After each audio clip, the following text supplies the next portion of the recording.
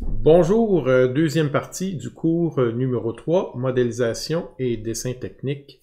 Justement, nous arrivons au dessin technique. Avant de commencer, on va lire certaines règles concernant les pièces cylindriques. Alors, le cylindre circulaire droit est une forme géométrique aussi usuelle que celle du prisme. Le principe général pour coter un cylindre est de donner les cotes indiquant le diamètre et la longueur sur la même vue longitudinale, celle où le cylindre est vu comme un rectangle. Figure 11-26, on va regarder ça. Voici la figure 11-26. Donc, on cote sur la partie qui est un rectangle, et chacun des côtés, vous allez noter la cote de diamètre est entre les deux vues, ce qui est logique. Un exemple plus pratique, c'est celle qu'on va voir à la figure 11-27. Vous allez voir dans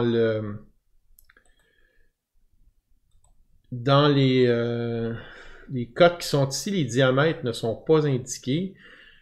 C'est qu'à l'époque, on indiquait DIA, puis comme c'était évident que c'est un diamètre, on ne l'indiquait pas. Mais de nos jours, les machines le font de façon presque automatique avec le symbole qui court, donc c'est préférable de le faire. Vous allez noter ici, le diamètre est indiqué plus haut, là, 1 avec une tolérance 1 puis 1.001, juste en dessous du titre.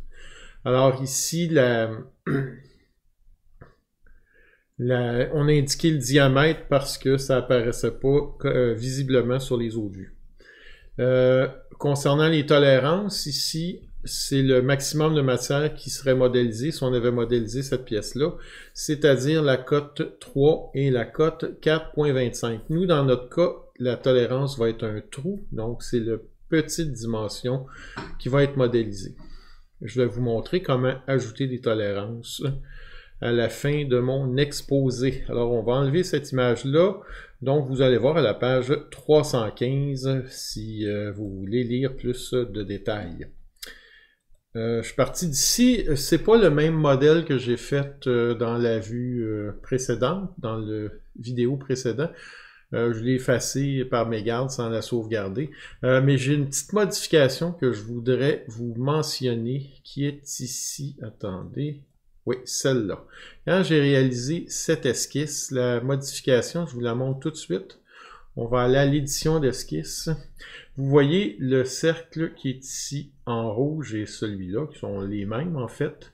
La façon de le faire, au lieu de le coter, j'ai tout simplement sélectionné le cylindre en bas à cet endroit-là et j'ai appuyé sur la commande « Convertir les entités ». Comme ceci, puis après j'ai nettoyé. Là, je vais annuler l'opération.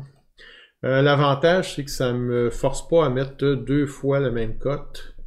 Et puis, dans votre cas, ce qui arrivera, c'est que peut-être vous aurez à effacer une cote de trop. Je vous montrerai aussi comment. Alors, on est prêt. Notre objectif, c'est toujours de dessiner échelle 1 dans 1, le moins de vues possible, mais qu'on comprend bien le dessin. Et puis, dans le plus petit format possible. Alors, on va essayer format A. Et puis, on va vérifier si la pièce rentre bien. Je vais commencer par la vue de dessus, puis je ferai une coupe après. Alors, si je fais la vue de dessus, pas besoin de faire la coupe tout de suite, on va faire l'autre vue. Ben, on sent qu'on va être un peu trop coincé. C'est possible, malgré tout, de travailler avec ça. Je vais vous montrer comment, mais pour une première fois de même, on s'obstinera pas à le faire plus petit. Ce que vous pouvez faire, c'est sélectionner la vue comme ça, dessiner un rectangle jusqu'à la moitié. Pour trouver la moitié parfaite, trouver un cercle et regardez, il va comme ceci, là, et puis il va s'aligner sur le cercle. Une fois que votre rectangle est sélectionné, vous pouvez utiliser la commande « Rogner la vue », comme ceci. Ce que j'aime pas avec cette commande-là, c'est que la ligne qui est ici, il demeure une petite ligne ici, que j'enlèverais normalement, et puis j'ai essayé de la cacher, puis ça semble compliqué. Alors, de toute façon, 11 par 17, c'est pas trop. Si on était rendu à choisir entre le format 11-17 puis le format C, Là, probablement que je privilégierais de faire quelque chose comme ça, mais dans le cas présent, on va laisser tomber. Et puis, moi, tout ce que je vais faire, c'est je vais ne pas enregistrer et je vais recommencer avec un format plus grand. Donc, c'est la première chose qu'on vérifie. Je vais aller avec le format B. Ben là, c'est évident que le format B va fonctionner. Deuxième chose, ma règle que j'ai dit, le moins de vues possible, une visualisation parfaite. Est-ce que on voit bien ici, on comprend bien l'objet? En fait, c'est sûr qu'avec une coupe, ça va être préférable. Alors, on va essayer qu'une coupe, puis entre-temps, je vais enlever les axes ici, on va les remettre mieux par rapport à notre cotation et la façon dont on l'a dessiné. Alors, comment est-ce qu'on réalise une coupe? Mais même chose, on sélectionne un cercle pour être sûr de bien tomber au centre. Vous voyez, quand je vois le petit point là, rouge apparaître, c'est bon signe. J'appuie sur le crochet vert. Les étudiants font souvent des erreurs d'orientation de vue, là, comme ça. Alors, cochez inversement automatique. Ça, vous n'allez pas vous tromper. Et puis, on se pose la question, est-ce que c'est une vue qui parle bien? Est-ce qu'on comprend bien le dessin? Pour pas que la vidéo prenne trop de temps, je vais vous donner la réponse tout de suite. La réponse, c'est non. On comprend très mal qu'ici, il y a une coupe là, carrée là, qui vient traverser l'objet d'un côté à l'autre. Très difficile à comprendre. Alors, je vais effacer cette vue-là, comme ça, et on va, le terme exact qui est utilisé dans SolidWorks, on va faire une rotation de la vue. Voilà. Et puis, je prends ma vue, là, et je la tourne à 90 degrés. Dans un sens ou l'autre, c'est pas important, la pièce est symétrique. On va faire appliquer et on va faire fermer. On essaie de faire la coupe, comme ceci. J'accepte et je réalise ma coupe. Bon, ben là, on comprend bien cet élément-là. On sait qu'un dessin technique, on conseille de ne pas mettre les lignes cachées. Franchement, ça m'aiderait de voir les lignes cachées puis de comprendre que ces trous-là arrêtent une certaine profondeur. Alors, dans ce cas-là, on fait une exception et on l'ajoute. Vous avez vu, SolidWorks a automatiquement omis, c'est bien, puis à nous de dire non, non, on va le prendre. Ce qui complique pas le dessin trop, ça rajoute pas trop de lignes cachées. Excellent. Autre petit défaut, vous voyez le BB qui est là, parce que c'est la deuxième coupe que je fais, donc lui augmente le chiffre de fois en fois. Vous sélectionnez tout simplement le symbole qui est ici, puis vous le remplacez pour un A, puis s'il n'y en a pas d'autre, encore mieux, vous mettez rien du tout. Ici, coupe, on le sait que c'est une coupe, on va la cacher. Et puis le symbole indique bien mon élément maintenant. On va, avant de mettre les axes exceptionnellement, on va mettre la cotation. Et puis peut-être qu'on pourrait mettre l'axe longitudinal par contre. Alors je vais dans Annotation et je vais ajouter ici mon axe. Voilà, c'est fait. Alors pour les dimensions, est-ce que votre esquisse est bien cotée? Si elle n'est pas bien cotée, inutile d'importer les cotes. Il faut mieux tout recommencer et tout mettre les cotes manuellement. Par ici, là, en sélectionnant chacun des objets, là, puis en les plaçant, etc. Vous avez vu, il a ajouté le diamètre automatiquement. Si vous avez bien coté votre esquisse, ben, vous importez le modèle entier et les cotes vont apparaître correctement. Après, c'est de la gestion de position. Je vais le faire, j'arrête mon enregistrement et puis je vous reviens dans un instant. J'ai replacé graphiquement les cotes ici. Vous voyez, je veux s'assurer qu'il y ait des espaces. On est même oublié, comme on constate. Alors, je vais les reculer manuellement, celle-ci. Voilà, notez, les cotes ne sont pas placées alignées. C'est plus facile à lire. Bon, ici, un petit conflit. Je vais vous le montrer. J'attendais. Alors, vous avez le 44 et le 22, puis de toute façon, ils cotent sur des pointillés. Je les préférais pour l'autre vue, sur l'autre vue pour cette raison-là. Et puis, en plus, pour éviter le conflit entre les cotes. Alors, comment est-ce qu'on les transfère de vue? On appuie sur la touche majuscule, on clique la cote ensuite, et puis on la déplace de vue, comme ceci. Alors, voici pour le 44, et puis je vais faire la même chose pour le 22. J'appuie sur majuscule et je le transporte dans l'eau de vue. Voilà, il bloque ici et là, c'est bien. Et puis, n'oubliez pas de tirer les lignes de repère, là, comme ceci. Et puis pour le 22, évidemment, la même chose. Bon. Lui, on le placera quelque part ici, puis l'axe va rencontrer sa cote. Voilà, ça, ces cotes-là sont transférées. Je peux maintenant peut-être rapprocher le 127 et puis le déplacer pour pas qu'il tombe vis-à-vis le 25, puis nous limite la lecture. Vous avez noté, dans l'esquisse, quand on l'avait fait, je vous avais dit de... il bloque un drôle d'endroit, mais en tous les cas. Je vous avais bien mentionné d'ajouter les cotes pour éviter les calculs. Si vous ne l'avez pas fait, eh bien, vous les rajoutez manuellement ici et là. Bon, ça c'est bon. On a le rayon, j'ai arrangé ces rayons-là, je l'ai bien expliqué au dernier cours comment, sinon référez-vous aux vidéos. Et puis je vais juste le montrer pour le 6 qui est ici. Vous allez dans ligne d'attache et puis vous faites ligne à l'intérieur du côté opposé, là, comme je viens de cliquer. Bon, on va y arriver. C'est fait. On va finir par l'avoir. C'est bon. J'ai mon rayon. J'hésite à le mettre à l'intérieur du dessin. Vous allez noter les 3. Il pourrait y avoir une confusion. Là, est-ce que ici c'est aussi 3? Ce qui est le cas. En faisant ça aussi, je me rends compte que j'ai oublié de retirer certaines lignes de rappel. Bon, si vous avez à moindre hésitation, ben vous ajoutez les mesures. Donc, je vais ajouter un 3 ici, et puis un 3 à cet endroit, comme ça. Et puis, je préfère, moi, avoir la flèche dans le côté opposé. On va faire ça immédiatement. Voilà, c'est fait. Là, il n'y a plus de confusion à ce niveau-là. Dernière confusion possible, c'est ici, le chiffre 6. Pourquoi il n'y a pas de cote entre les deux? Ben, peut-être parce que c'est 6, mais rien ne me l'indique. Alors, il y a deux façons de le faire. La façon la plus simple, ça serait de mettre la cote entre ça et ça. C'est votre choix. Une autre façon, c'est d'indiquer l'axe. Ça aussi, c'est votre choix.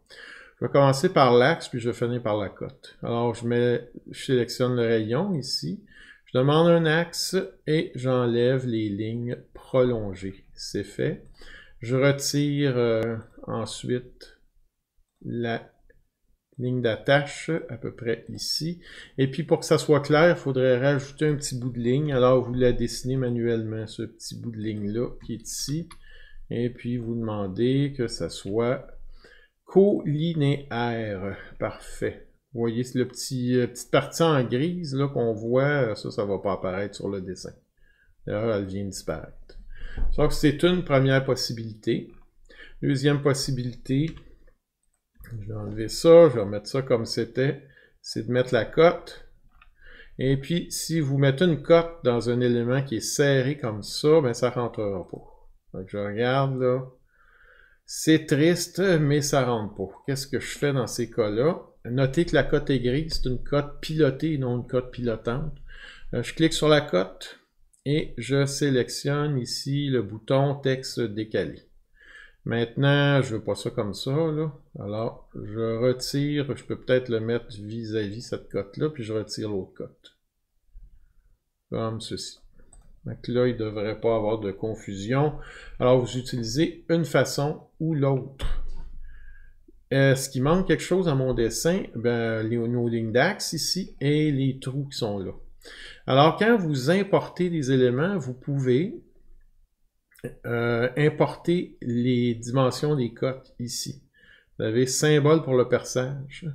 Vous pouvez importer l'emplacement et puis le profil pour assistant de perçage. Ça, on n'en veut pas. On peut peut-être essayer emplacement et l'autre. On les effacera si on n'est pas satisfait. Alors, je viens de faire les deux. J'ai mes diamètres. 2 fois 9. Il faut bien le placer, là. On va essayer peut-être de le mettre ici, puis de l'inverser. Ça, c'est pas facile. Attendez. Bon, comme ça, je suis plus ou moins satisfait, là, mais on va se contenter de cet endroit-là. Donc, ce que ça indique, 2 fois, diamètre 9, profondeur 9. Ça, c'est notre cercle de boulonnage, ici, le diamètre 86. Il a l'air de rien coter pour l'instant. Alors, qu'est-ce qu'on fait? Donc, je vous rappelle comment j'ai réussi à aller chercher ces deux mesures-là. J'ai été dans, dans Annotation, objet du modèle, et puis j'ai sélectionné ces deux boutons-là, puis je les ai importés. Bon, reste notre axe central. Ici, on veut faire ressortir le cercle de boulonnage, ses positions des trous, etc. Donc, on prend la commande axe de centrage. Là, ça va être un peu spécial. Vous allez appuyer sur axe de centrage circulaire. On va prendre ligne circulaire. On sélectionne ce cercle-là en premier. Ensuite, celui-ci. Ensuite, celui-ci. Voilà, il vient de générer le cercle de boulonnage. Si vous avez décidé de ne pas coter, mais d'importer, de coter vos cotes plutôt que les importer, vous pouvez ajouter une cote sur ce cercle-là. Il indique le rayon. Vous n'avez qu'à le changer pour le diamètre. Et d'ailleurs, c'est une bonne question. Rayon ou diamètre, qu'est-ce qui est le plus pratique?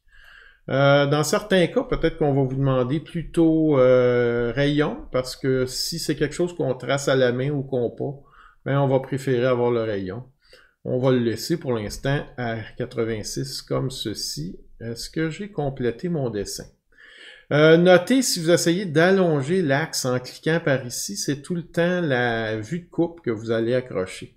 Alors pour ce faire, vous sélectionnez l'objet et puis vous pouvez maintenant le resélectionner par ici. Pendant qu'il est sélectionné, c'est lui qui est prioritaire dans les sélections.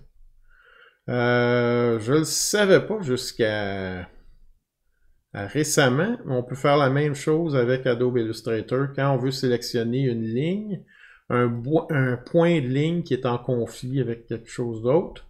Ben, vous le sélectionnez et puis vous allez le resélectionner la partie que vous voulez déplacer. C'est Yolène qui m'a montré ce truc-là dernièrement. Je l'utilisais pour SolidWorks, mais je n'avais jamais pensé de le faire pour Adobe Illustrator.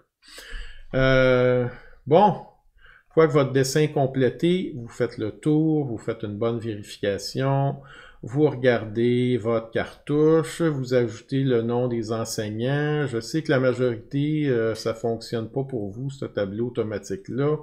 Alors, si ça ne fonctionne pas, ben, vous écrivez manuellement dessus. Vous avez juste à double-cliquer et ça va rentrer. Puis, je constate, oups, pièce 1, j'ai oublié de numéroter ma pièce comme il faut. Est-ce que je vais perdre des points? La réponse est oui. Alors, pour corriger ça, je vais ouvrir la pièce et je vais faire fichier enregistrer sous, comme ceci, et puis je vais changer son nom.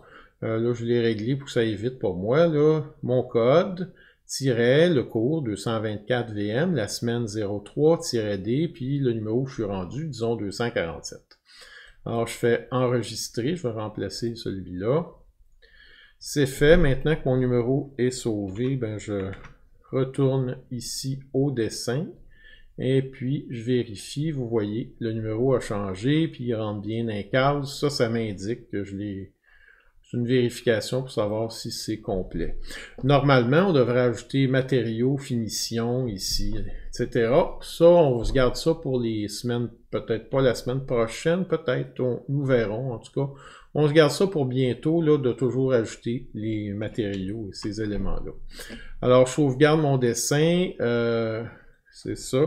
Si je veux reprendre le code, parce que là, il m'indique encore pièce 1, ben je pèse juste sur la première lettre, puis il m'offre de remettre exactement comme le dessin, mais n'oubliez pas, si vous faites ça, d'enlever l'extension. Sinon, vous allez vous retrouver avec des extensions d'extension. Et puis, c'est fait, le dessin est sauvegardé. Vous enregistrez, une fois que c'est fait, une fois que vous avez fait le premier enregistrement, en PDF. Alors, vous l'enregistrez. Et puis, la chose que vous faites, vous vérifiez votre travail à ce moment-là. Ce qu'on va faire tout de suite, je vais vous l'amener pour vous le montrer. Alors, vous vérifiez bien qu'il n'y a pas de conflit. Ah, puis ça ici, je vois une erreur encore. Vous voyez, le 6 qui est là. Ça, c'est un mystère. Celui-ci s'est transformé en code piloté, puis lui est devenu une code pilotante. Donc, il faut que je l'efface. Et puis, je vérifie le reste, que tout est beau. Ça, vous l'enlevez ou vous le conservez. Si un jour vous voulez savoir comment l'enlever, je vous montrerai. Fait que je termine avec ça. Moi, je retire ça. Je fais ma correction dans SolidWorks tout de suite. Le 6 qui est ici, qui est inutile. Et puis, je fais une première sauvegarde. Et finalement, je termine en faisant ma dernière sauvegarde enregistrée sous. En PDF, là, cette fois, ça devrait être bon. Puis, j'oublie jamais dans les options de m'assurer qu'il n'y a pas exporté en couleur, que ça ressemble, que j'ai coché exactement comme c'est indiqué ici. On va annuler parce que notre présentation est terminée. Je vous remercie de m'avoir écouté attentivement et je vous souhaite un bon travail.